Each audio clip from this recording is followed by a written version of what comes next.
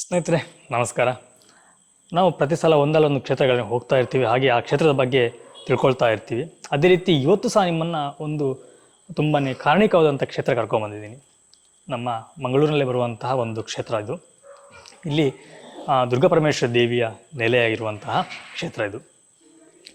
ಇವತ್ತು ನಾವು ಈ ಕ್ಷೇತ್ರದ ಬಗ್ಗೆ ಸಹ ಸಂಪೂರ್ಣವಾಗಿ ತಿಳ್ಕೊಳ್ಳೋಣ. ಇಲ್ಲಿರುವಂತಹ ಇಲ್ಲಿಯಂತಹ ದೇವಿಯ ಬಗ್ಗೆ, ಹಾಗೆಯೇ ಈ ಕ್ಷೇತ್ರದ ಬಗ್ಗೆ ಎಲ್ಲದನ್ನು ಇಲ್ಲಿ ಇರುವಂಥವ್ರನ್ನ ಭೇಟಿಯಾಗಿ ಅವ್ರನ್ನ ನಾವು ತಿಳ್ಕೊಳ್ಳೋಣ. ಬನ್ನಿ ನಾವು ದೇವಸ್ಥಾನ ಒಳಗಡೆ ಹೋಗೋಣ. ನಾನು ಹಿಂದ್ಗಡೆ ನೋಡ್ತಿದ್ದೀರಿ, ಇದೇ ಆ ಕ್ಷೇತ್ರ. ಹಾಗೆಯೇ ಬರೋರಿಗೆ ಹಾಗೆ ತುಂಬ ಅನುಕೂಲವಾಗುತ್ತೆ. ಯಾಕಂದರೆ ಇಲ್ಲಿ ನೋಡ್ಬೋದು, ಇದೇ ರಸ್ತೆಯ ಬದಿಯಲ್ಲೇ ದೇವಸ್ಥಾನ ಇದೆ. ನಾವು ಬರಬೇಕಾದ ದಾರಿ ಆ ಕಡೆಯಿಂದ ನಾವು ಈ ಕಡೆ ಬಂದರೆ ಇಲ್ಲಿ ಬಂದು ನಾವು ಆ ದೇವರ ದರ್ಶನವನ್ನು ಪಡಿಬೋದು. ನೋಡಿ, ಇದೇ ನಮ್ಮ ದೇವಿಯ ಸನ್ನಿಧಾನ. ಬನ್ನಿ ಒಳಗೆ ಹೋಗಿ ದೇವಿಯನ್ನು ದರ್ಶನ ಮಾಡಿ ಇದರ ಬಗ್ಗೆ ನಾವು ಸಂಪೂರ್ಣವಾಗಿ ಮಾಹಿತಿನ ತಿಳಿಯೋಣ.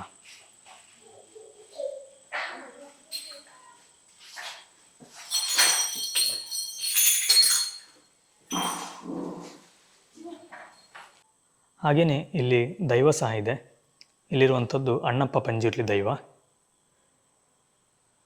ಈಗ ಸಹ ನೋಡಿ, ವಿಶೇಷವಾಗಿ ಎಲ್ಲ ಹೂವೆಲ್ಲ ಇಟ್ಟಿದ್ದಾರೆ.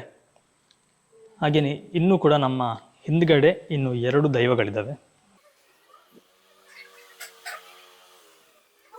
ಇಲ್ಲಿರುವಂಥದ್ದು ಕಲ್ಲುರ್ಟಿ. ಹಾಗೆಯೇ ಇದರ ಪಕ್ಕದಲ್ಲೇ ಇರುವಂಥದ್ದು ಚಾಮುಂಡೇಶ್ವರಿ. ಪ್ರತಿಯೊಂದು ಗುಡಿಯಲ್ಲೂ ಸಹ ಹೆಸರನ್ನು ಹಾಕಿದ್ದಾರೆ.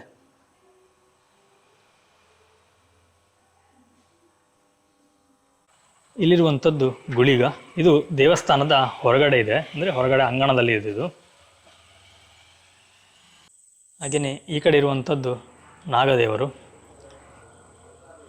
ನಾವು ಇಲ್ಲಿ ಒಳಗಡೆ ಅರ್ಚಕರಿಗೆ ಬಿಟ್ಟು ಬೇರೆ ಯಾರಿಗೂ ಪ್ರವೇಶ ಇಲ್ಲ. ಹಾಗೆಯೇ ನಾಗನ ಕಟ್ಟೆ ಎದುರೇ ತೀರ್ಥಭಾವಿ ಸಹ ಇರುವಂಥದ್ದನ್ನು ನೋಡಬಹುದು.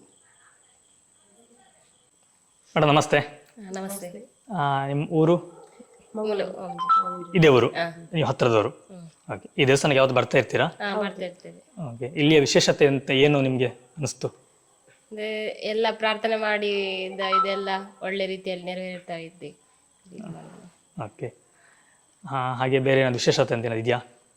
ವಿಶೇಷತೆ ಅದೇ ಎಲ್ಲ ನಂಬಿಕೆ ಎಲ್ಲ ಯಾವುದು ನಂಬಿಕೆ ಇಟ್ಕೊಂಡು ಬಂದ್ರೆ ಇಲ್ಲಿಂದ ಹೋದ್ಮೇಲೆ ಎಲ್ಲ ಸರಿಯಾಗಿದೆ, ಒಳ್ಳೆದಾಗ್ತದೆ ಅಂತ ಹೇಳಿ. Okay okay, thank you. ಇವತ್ತು ನಮ್ಮ ಜೊತೆ ಈ ಕ್ಷೇತ್ರಕ್ಕೆ ಸಂಬಂಧಪಟ್ಟವರು ಒಬ್ಬರಿದ್ದಾರೆ. ನಾವು ಅವ್ರ ಜೊತೆ ಈ ಕ್ಷೇತ್ರದ ಬಗ್ಗೆ ಸಂಪೂರ್ಣವಾಗಿ ತಿಳ್ಕೊಳ್ಳೋಣ. ಇಲ್ಲಿರುವಂತಹ ದೇವರು ಯಾವುದು, ಹಾಗೆಯೇ ಈ ತಾಯಿಯ ಹಿನ್ನೆಲೆ ಏನು, ಹಾಗೆಯೇ ಈ ದೇವಸ್ಥಾನ ಎಷ್ಟು ವರ್ಷಗಳ ಹಳೆಯದು, ಪ್ರತಿಯೊಂದನ್ನು ಸಹ ನಾನು ನಿಮಗೆ ತಿಳಿಸ್ಕೊಡ್ತೀನಿ. ನಾನು ಸರ್ ನಮಸ್ತೆ. ನಮಸ್ತೆ ಸರ್, ತಮ್ಮ ಹೆಸರು? ನನ್ನ ಹೆಸರು ಹರ್ಷವರ್ಧನ್ ಅಂತ, ಎಲ್ಲರೂ ಹರ್ಷ ಅಂತ ಕರೀತಾರೆ ಚಿಕ್ಕದಾಗಿ. ಸರಿ ಸರ್, ಇದು ದೇವಸ್ಥಾನ ಎಷ್ಟು ವರ್ಷಗಳ ಹಳೆಯದು?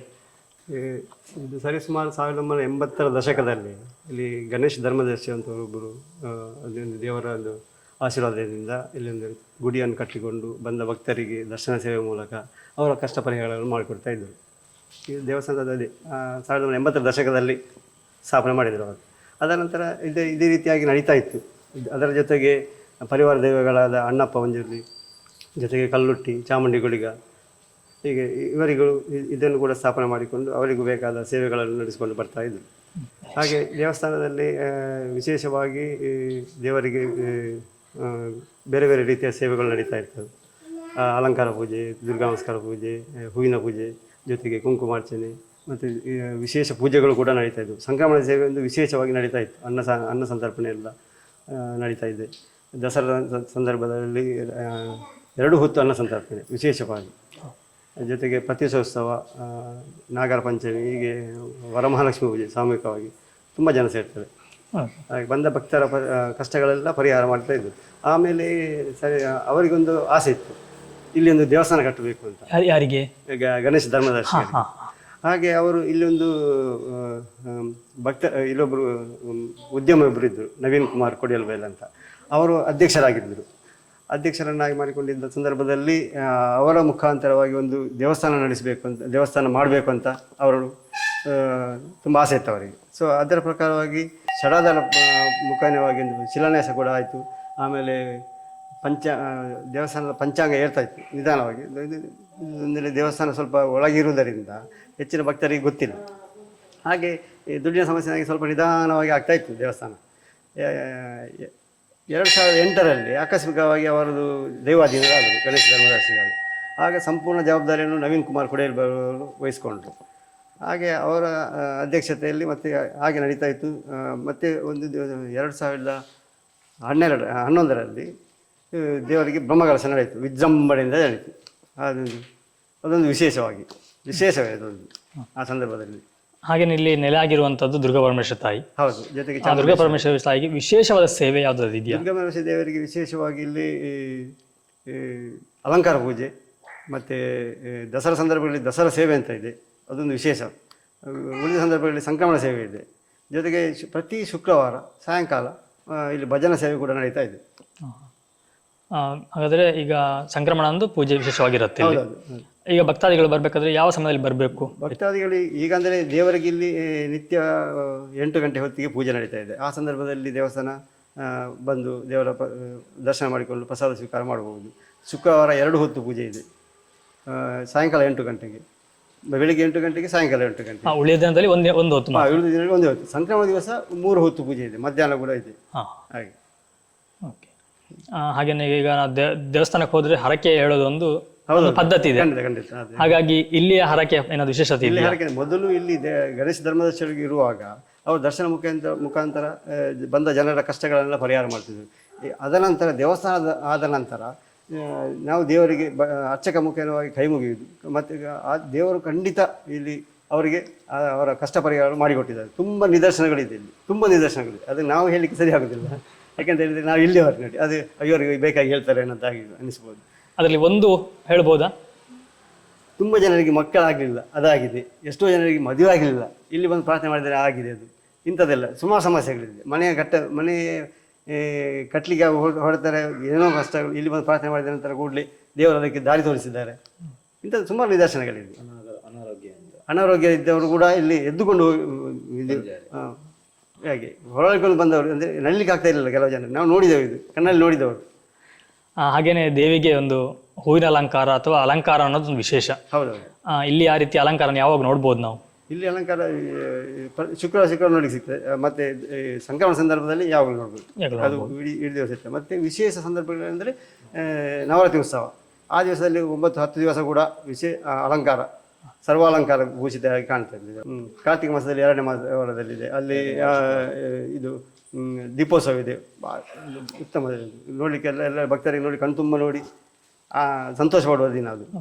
ಹಾಗೇನೆ ವರ್ಷಾವಧಿ ಜಾತ್ರೆ ಅಂತ ಏನಾದರೂ ಇದೆಯಾ? ವರ್ಷಾವಧಿ ಜಾತ್ರೆ ಇದೆ, ಪ್ರತಿಶೋತ್ಸವ ಇದೆ. ಆ ಸಂದರ್ಭದ್ದು ಸಾಧಾರಣ ಒಂದು ಮಾರ್ಚ್ ತಿಂಗಳಲ್ಲಿ ಆಗ್ತದೆ, 1ನೇ ಅಥವಾ 2ನೇ ವಾರದಲ್ಲಿ. ನಮ್ಮ ಪೊಳಲಿ ಸುಬ್ರಹ್ಮಣ್ಯ ತಂತ್ರಿಗಳು ಕೊಟ್ಟ ದಿನಾಂಕದಂದು ಆಗುದು ಅದು ವಾರ್ಷಿಕ ಪೂಜೆ.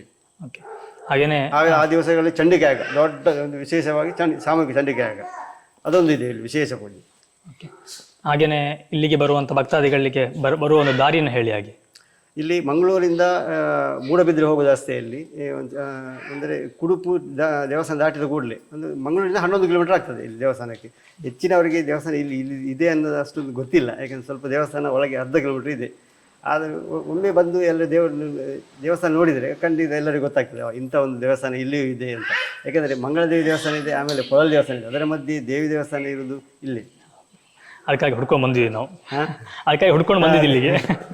ಹಾಗೆ. ಓಕೆ ಸರ್, ತುಂಬ ಮಾಹಿತಿನ ತಿಳಿಸ್ಕೊಟ್ರಿ, ತುಂಬ ಧನ್ಯವಾದಗಳು ನಿಮಗೆ. ಹಾಗೆಯೇ ಎಲ್ಲ ವೀಕ್ಷಕರಿಗೂ ಸಹ ಈ ದೇವಿ ಕರುಣಿಸ್ಲಿ, ಹಾಗೆಯೇ ಆರೋಗ್ಯ ಕೊಟ್ಟು ಕಾಪಾಡಲಿ ಅಂತೇಳಿ ಅದೇ ಪ್ರಾರ್ಥನೆ. ಸರ್ವೇ ಜನ ಸುಖಿನೇ ಭವಂತು.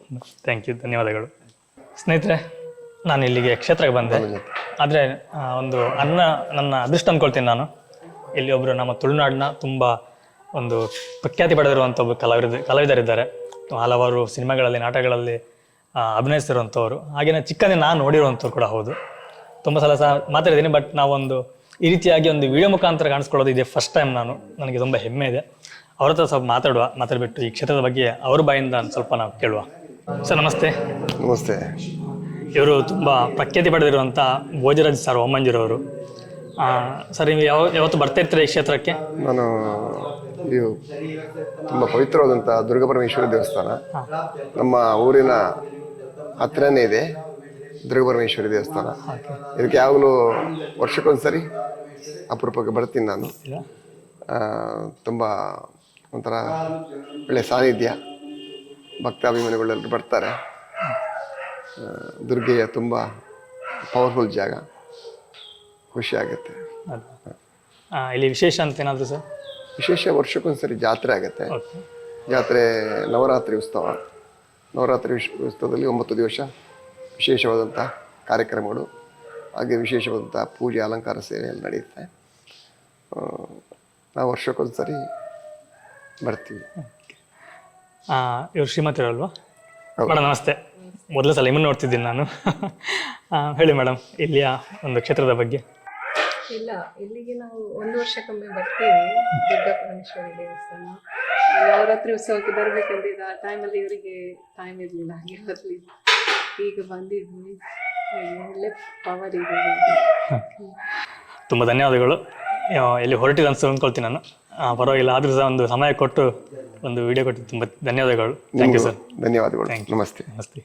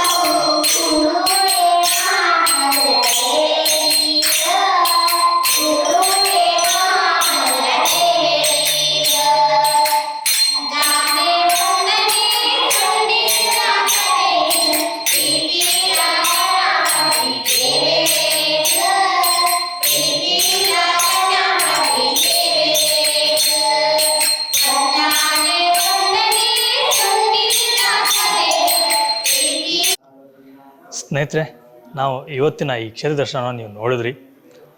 ಎಲ್ಲರಿಗೂ ತುಂಬ ಖುಷಿಯಾದ ಅಂದ್ಕೊಳ್ತೀನಿ. ಹಾಗೆಯೇ ಇವತ್ತಿಗೆ ನಾನು ಇಲ್ಲಿಯ ಕ್ಷೇತ್ರ ದರ್ಶನವನ್ನು ಇಲ್ಲಿಗೆ ಸಮಾಪ್ತಿ ಮಾಡ್ತಾಯಿದ್ದೀನಿ. ಹಾಗೆಯೇ ಮುಂದಿನ ಕ್ಷೇತ್ರದಲ್ಲಿ ನಿಮ್ಮನ್ನು ನಾನು ಭೇಟಿ ಆಗ್ತೀನಿ. ಎಲ್ಲರಿಗೂ ಒಳ್ಳೆಯದಾಗಲಿ. ಆ ಭಗವಂತ ಎಲ್ಲರಿಗೂ ಆರೋಗ್ಯ ಆಯುಷ್ ಕೊಟ್ಟು ಕಾಪಾಡಲಿ ಅಂತೇಳಿ ಬೇಡ್ತೀನಿ. Thank you. ಬಾಯ್.